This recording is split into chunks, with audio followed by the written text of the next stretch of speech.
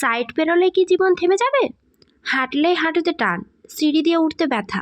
অনেকেই ভাবেন বয়স হয়েছে, এটা স্বাভাবিক। কিন্তু সত্যি হলো, ভুল খাবার, ভুল অভ্যাস আর পুষ্টির অভাবে জয়েন্ট নষ্ট হয়। আজকে বলবো এমন 5টা জিনিস যা নিয়ম মানলে হাঁটু আবার চলতে শুরু করবে। ভিডিওটা স্কিপ করলে মিস করবেন অনেক কিছু।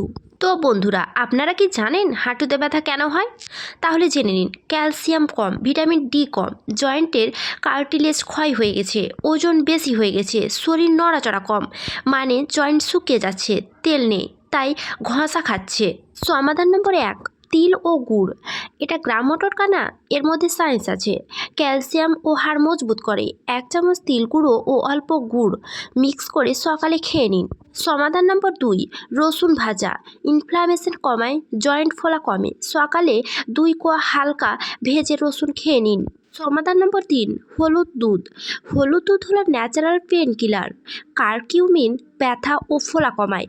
রাতে গরম দুধে আধা চা চামচ হলুদ মিশিয়ে খেয়ে ফেলুন। সমাধান নম্বর 4, সূর্যের আলো। ওষুধ না, সূর্যই হচ্ছে বড় ওষুধ। ভিটামিন ডি রয়েছে, ক্যালসিয়াম কাজ করে। সকাল 8টা থেকে 9টার মধ্যে 15 মিনিট রোদে বসুন। সবচেয়ে শক্তিশালী এই ব্যায়াম। ওষুধ খেলে আপনি নড়াচড়া করতে হবে। চেয়ারে বসে 5 সোজা করে 10 বার তুলুন। দেওয়ালে হাত রেখে ধীরে স্কাপ করুন। দিনে 2 বার, এতে জয়েন্টের রক্ত চলাচল বেড়ে যায়।